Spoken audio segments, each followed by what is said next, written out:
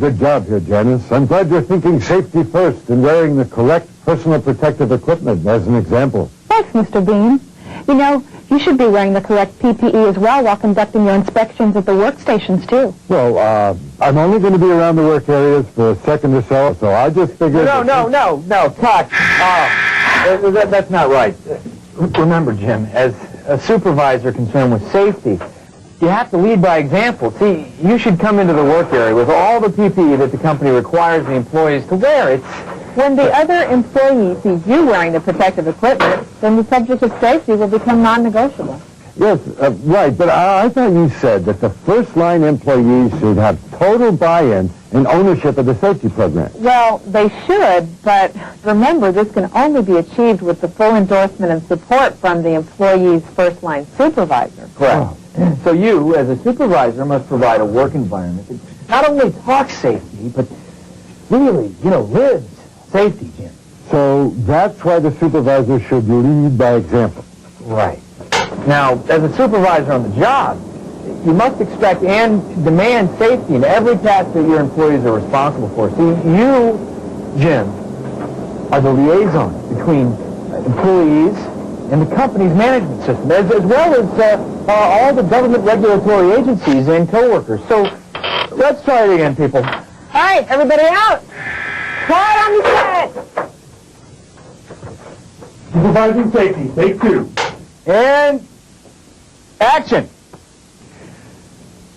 So keep up the good work here, Janice. It's good to see you following the safety policies, procedures, and guidelines that are in place here on site.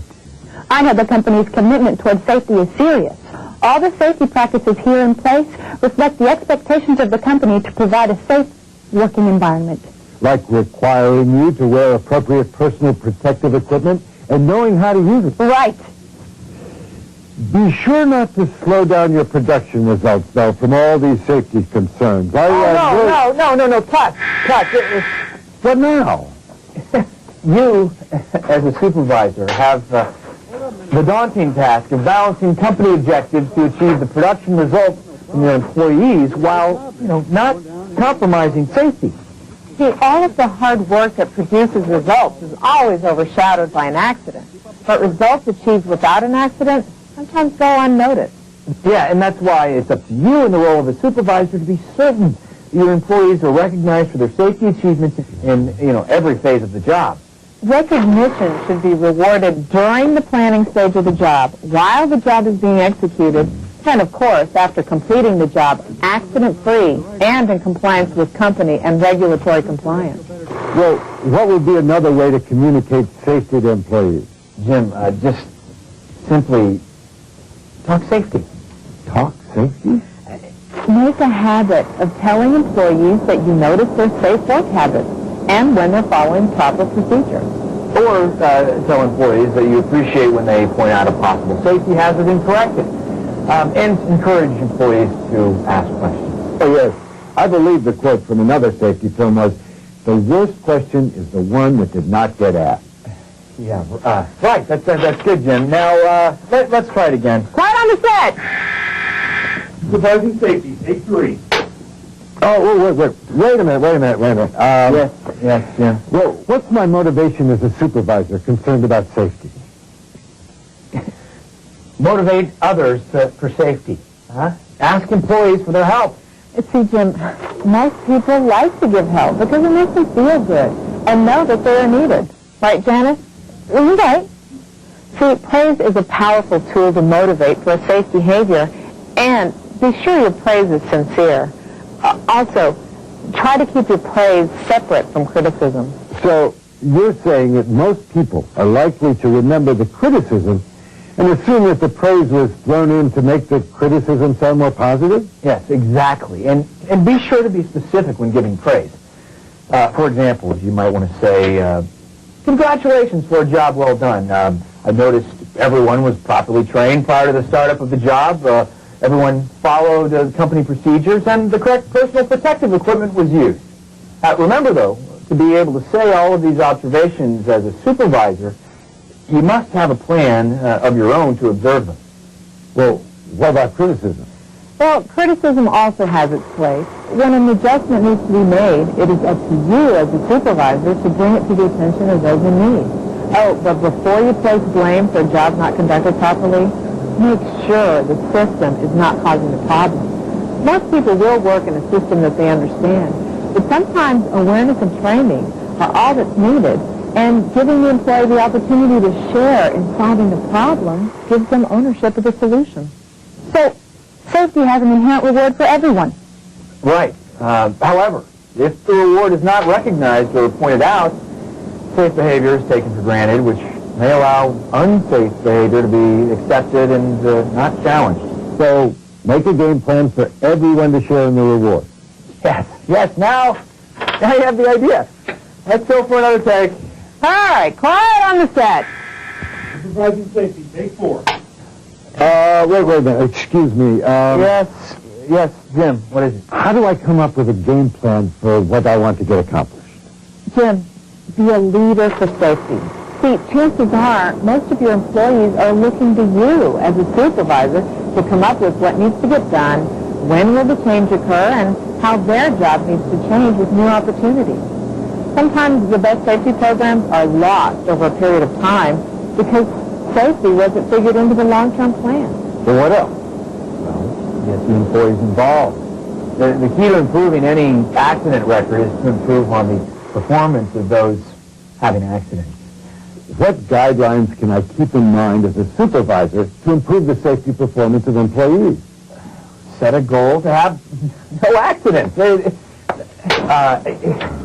Acting supervisors must change their values to not accept accidents as a normal occurrence. Next, just set objectives that will improve work habits. Yeah, see, these objectives may include design, maintenance, and procedures used in the work environment, and they must have the full participation of the supervisor. As a supervisor, you must set up steps to be taken by all employees during work activities to achieve the goal of no accidents. What kind of steps? Would you tell him, JB? 1, make safety a daily concern.